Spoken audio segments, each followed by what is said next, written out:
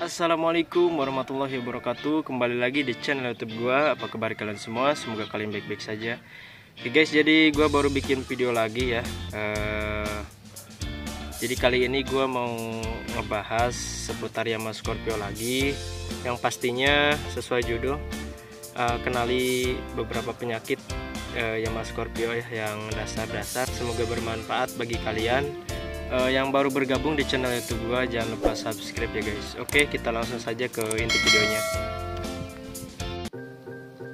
Oke, jadi Yamaha Scorpio masih diburu banyak penggemar ya. Meski unitnya sudah tidak ada unit baru lagi. Selain asik dipakai untuk harian, Yamaha Scorpio juga menjadi merek dan tipe motor paling dicari untuk bahan custom ya guys. Jika serius berminat kalian untuk meminang Yamaha Scorpio second ya untuk pemakaian harian, nggak ada salahnya kalian wajib tahu penyakit bawaan supaya nggak repot dan bikin runyam nantinya ya guys. Jadi di sini ada 4 penyakit dasar Yamaha Scorpio ya. Oke, kita langsung saja bahas. Nah, jadi yang pertama itu seperti biasa, penyakit yang ada di Yamaha Scorpio itu yaitu vakum karburatornya guys.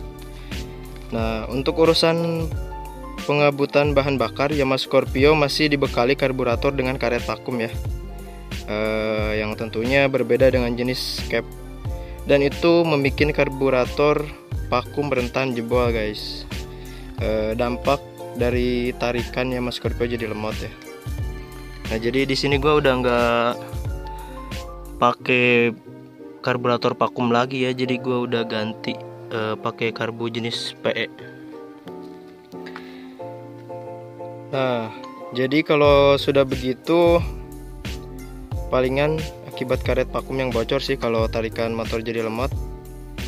Meski cuman karet vakum, tapi harganya cukup lumayan ya guys. Karet vakum orisinil Yamaha Scorpio itu cukup mahal, sekitar harga 700.000 ya. Sedangkan satu set karburator itu 1,3 juta ya. Jadi kalau menurut gua dibanding kalian ganti karet vakum doang ya, mendingan kalian ganti sekalian aja karburatornya menggunakan karburator variasi ya. Banyak juga dijual seperti jenis PE ya, yang gua pakai sekarang. Gua pakai karburator Mikuni PE26 sih, itu kekecilan ya kayaknya. Gua pakai karburator copotan RX King ya. Terus untuk penyakit selanjutnya yaitu kaki-kaki ya. Dari segi kaki-kaki, Yamaha Scorpio paling rentan di bagian kaki-kaki ya, terutama di bagian ARCR-nya. Di sini gua sudah menggantinya menggunakan Unitrack model KLX ya guys. Ini alhamdulillah awet. Gua udah pakai sekitar 3 tahunan lebih ya. Asal perawatannya cukup, harus rutin saja.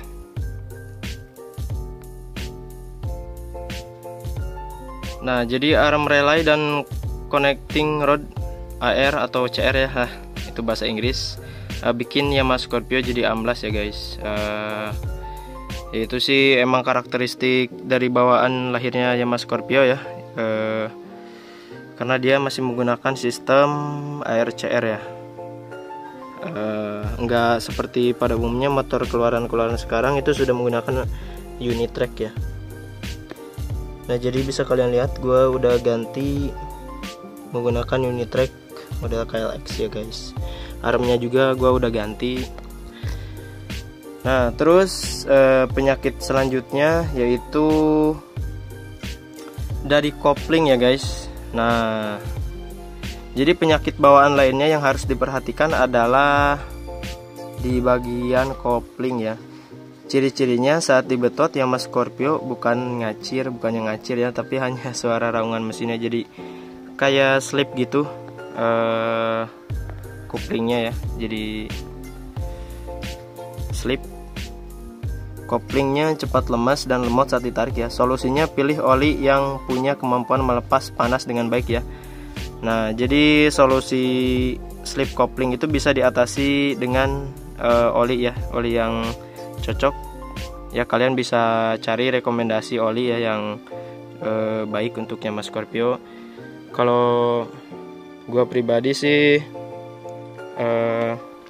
udah lama menggunakan oli Prima XP ya guys. Awalnya gua menggunakan oli Enduro Racing, tapi itu lumayan cukup encer ya bagi Yamaha Scorpio. Jadi gua beralih menggunakan oli Prima XP.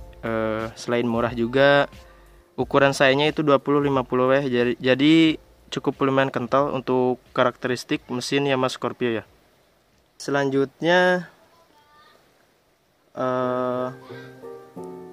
kelemahan dari Yamaha Scorpio itu adalah overheat ya. Jadi meski nggak terjadi di semua Yamaha Scorpio, penyakit overheat atau panas berlebihan di mesin tetap harus diwaspadai ya.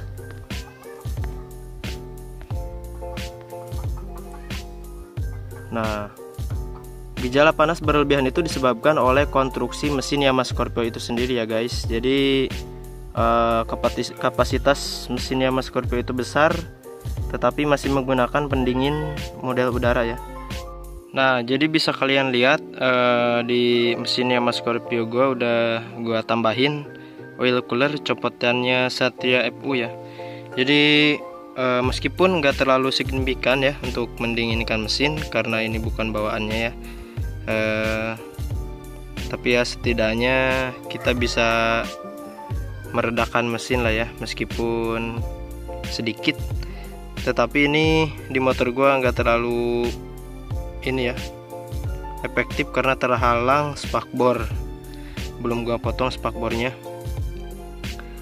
Nah, jadi coba bayangkan ya, mesin Yamaha Scorpio yang gede pistonnya, yaitu ukurannya 70 mm ya. Ya kalau disamain sih kayak piston bawaannya Yamaha X-Max ya, yang ukurannya 70 mm.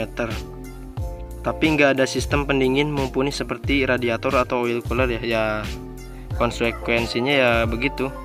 Mesin Yamaha Scorpio itu emang udah terkenal cepat panas ya guys. Kalau salah pilih oli itu bisa bahaya dan malah bisa bikin overheat ya. Kalian juga jangan salah memilih oli ya. Kalian harus cermat memilih oli untuk mesin Yamaha Scorpio, karena mesin Yamaha Scorpio itu beda dengan mesin di motor lain pada umumnya ya, yang kapasitas mesinnya gede tetapi masih berpendingin udara ya guys. Nah oke guys, jadi kesimpulannya dari pembahasan gue itu ada 4 penyakit ya dasar dari Yamaha Scorpio yang wajib kalian ketahui sebelum meminang Yamaha Scorpio bekas ya. Jadi yang pertama itu ada di sektor karburator ya. Jadi model karburator Scorpio itu masih vakum ya. Saran gue sih mending ganti ke karburator variasi ya, daripada kalian servis karburator vakum ya. Tapi itu sih terserah ya. Terus yang kedua dari sektor kaki-kaki. Nah jadi untuk kaki-kaki belakang terutama ya, Yamaha Scorpio masih menggunakan sistem ERCR ya. Jadi sistem ERCR itu terbilang jadul ya guys, dan terkenal dengan amblas ya. Jadi saran gua mendingan ganti saja menggunakan variasi juga ya. Terus yang ketiga ada di sektor mesin ya. Nah jadi untuk di sektor mesin ini terkenal cukup lumayan panas karena kapasitas mesin Yamaha Scorpio yang cukup besar dan masih berpendingin udara ya. Terus yang terakhir kekurangannya yaitu ada di sektor kopling ya. Jadi banyak yang mengeluh juga koplingnya itu cukup lumayan loyo ya kalau ditarik itu. Nah saran gue sih cari oli yang tepat juga ya, agar dapat optimal ya guys di sektor kopling ya. Oke, mungkin sekian dulu aja pembahasan dari gua. Semoga bermanfaat bagi kalian. Jangan lupa like, comment, and subscribe, share kepada teman-teman kalian. ke media sosial kalian agar channel gua tetap berkembang dan bermanfaat guys. Oke, see you di next video. Tunggu konten-konten selanjutnya dari gua mengenai Yamaha Scorpio. Bye.